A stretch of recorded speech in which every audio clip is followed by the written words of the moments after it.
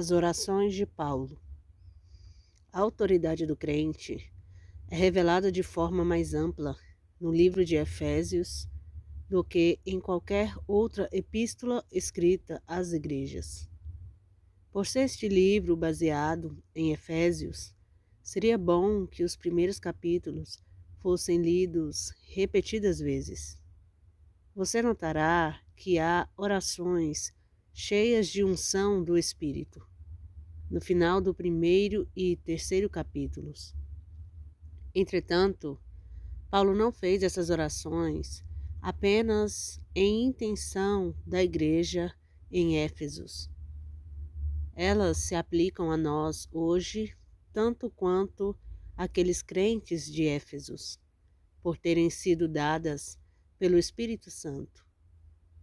Em Efésios capítulo 1, dos versos 16 ao 20, diz assim a palavra do Senhor: Não cesso de dar graças a Deus por vós, lembrando-me de vós nas minhas orações, para que o Deus de nosso Senhor Jesus Cristo, o Pai da glória, vos dê em seu conhecimento o espírito de sabedoria e de revelação, tendo iluminados os olhos do vosso coração, para que saibais qual seja a esperança da sua vocação e quais as riquezas da glória da sua herança nos santos, e qual a sua sobreexcelência e grandeza do seu poder sobre nós, segundo a operação da forma do seu poder, que manifestou em Cristo, ressuscitando-os dos mortos, repondo-o à sua direita nos céus.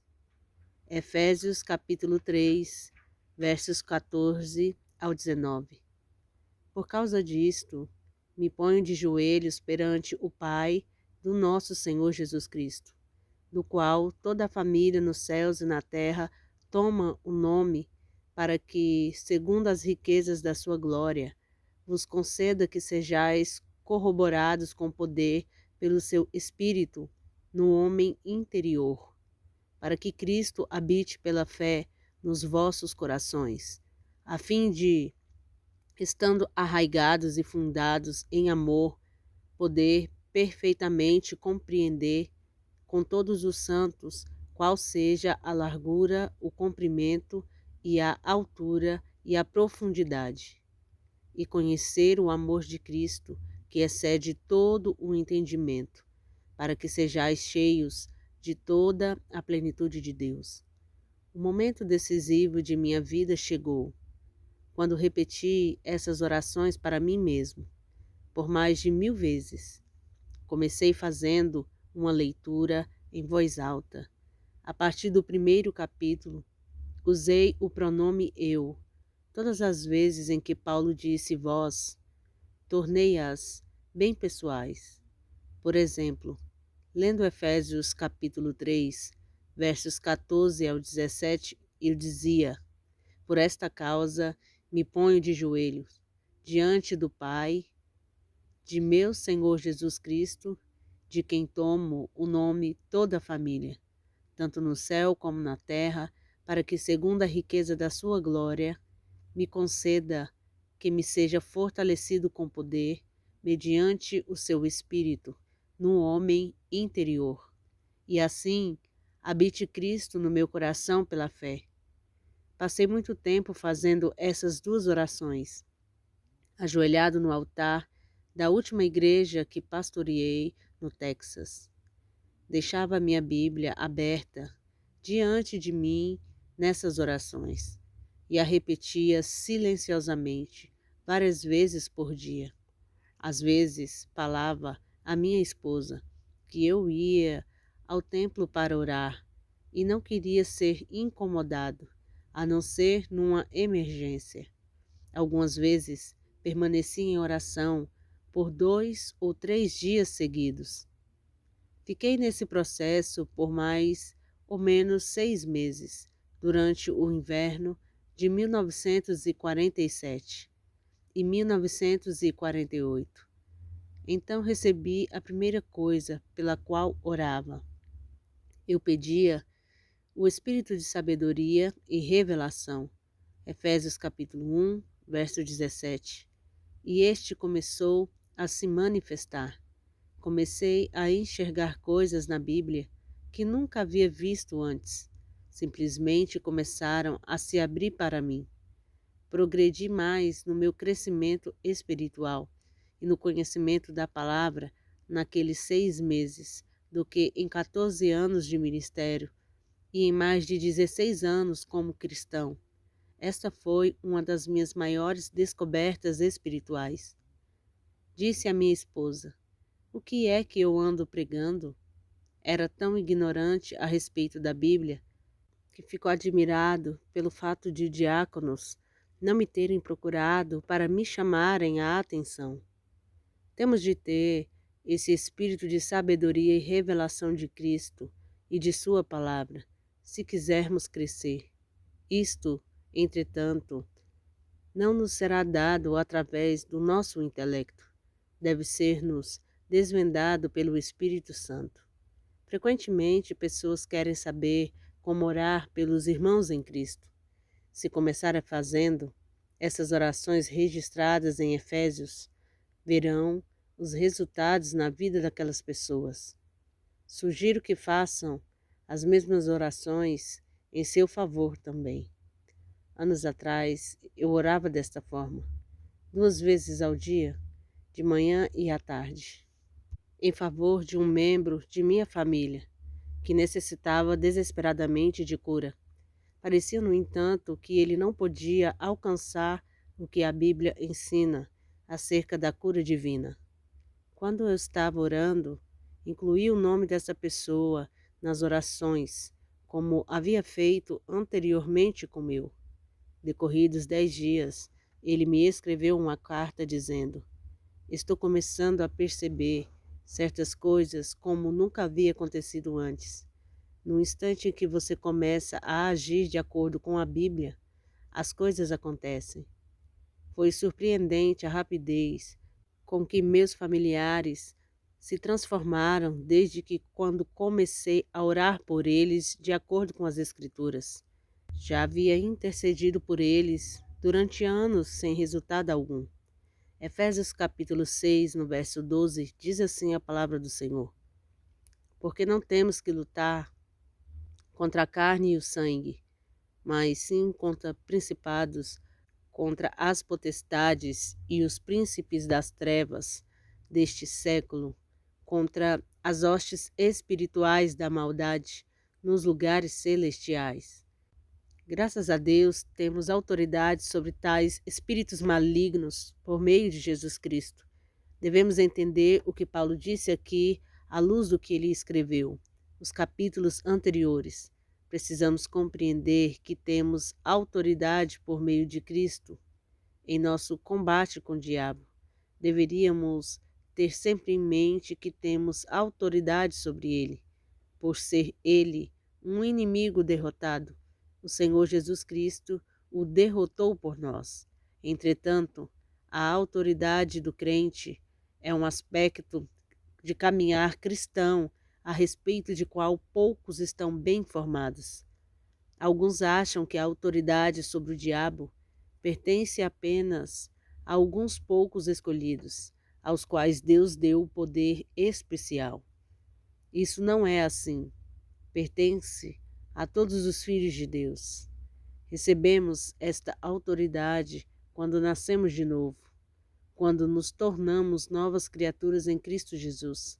Herdamos o nome do Senhor Jesus Cristo e podemos usá-los, mas o diabo não quer que os cristãos sejam instruídos sobre a autoridade que o crente possui.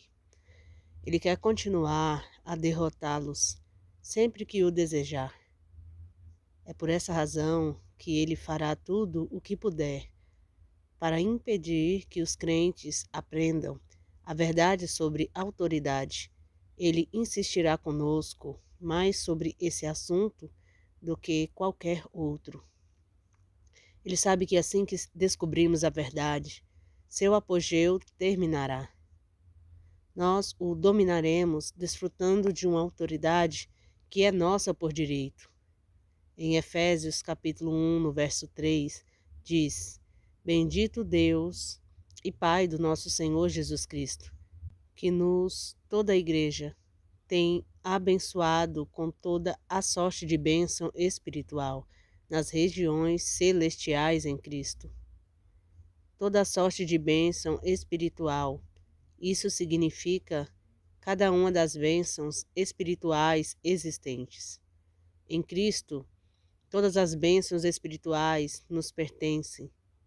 A autoridade nos pertence, quer tenhamos consciência disso ou não. Mas o simples fato de saber a respeito não é suficiente. É o conhecimento transformado em ação que traz resultados. É uma tragédia que alguns crentes possam viver toda uma vida e nunca se conscientizarem do que lhes pertence. Alguma vez você já parou para pensar que a salvação pertence ao pecador? Jesus já comprou a salvação do pior pecador, do mesmo modo que ele o fez por nós. É por essa razão que ele nos mandou falar das boas novas e dizer aos pecadores que estão reconciliados com Deus. Mas, de fato, não é isso que lhes dizemos. Nós lhes dizemos que Deus está irado com eles e está tomando nota de todos os seus erros. Entretanto, a Bíblia diz que Deus não tem nada contra o pecador. Deus diz que ele cancelou tudo. Isso é que é tão terrível. O pobre pecador, por não saber disso, terá que ir para o inferno, ainda que todos os seus débitos estejam anulados. 2 Coríntios 5,19 nos informa a este respeito. Não há problema de pecado. Jesus já resolveu isso. Há somente o problema do pecador. Leve o pecador a Jesus, e o problema estará sanado. Sim, isto é um pouco diferente do que tem sido ensinado, mas é o que a Bíblia diz. O pecador não sabe o que lhe pertence, portanto, não pode usufruir dos benefícios. Do mesmo modo, se os crentes não sabem o que lhes pertence, de nada poderão usufruir. Eles precisam descobrir o que lhes pertence. É por essa razão que Deus estabeleceu membros na igreja. E por essa razão que Deus nos deu a sua palavra para nos revelar o que é nosso. Assim, no mundo material, as coisas podem ser nossas, se não tomarmos conhecimento delas, entretanto, não nos trarão nenhum benefício. Lembro-me de quando escondi uma nota de $20 na minha carteira e me esqueci dela. Um dia fiquei sem gasolina e comecei a procurar dinheiro na minha carteira e encontrei a nota. Não poderia dizer que não a possuía porque estava comigo em todo o tempo. Eu a tinha carregado comigo durante meses, bem ali no meu bolso.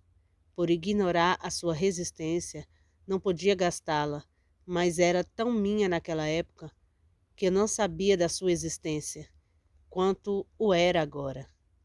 E nos anos atrás, li sobre um homem que foi encontrado morto num quarto miserável, que alugara a $15 por mês. Tinha sido uma figura conhecida nas ruas de Chicago por cerca de 20 anos, sempre andrajoso e comendo o que achava nas latas de lixo. Ao não ser visto por 2 ou 3 dias, alguns vizinhos saíram à sua procura e o acharam morto na cama.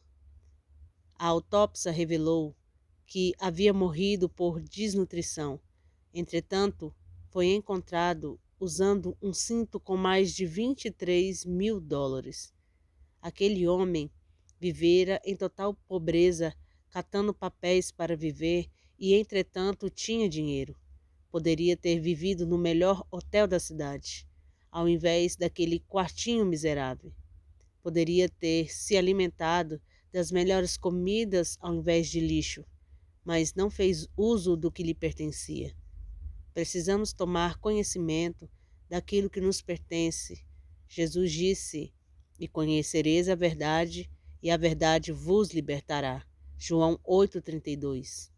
Em Oséias, Deus diz: "O meu povo, não os pecadores, não o mundo, é destruído por falta de conhecimento." Oséias 4,6. De fato, pessoas perecem sem que haja necessidade disso.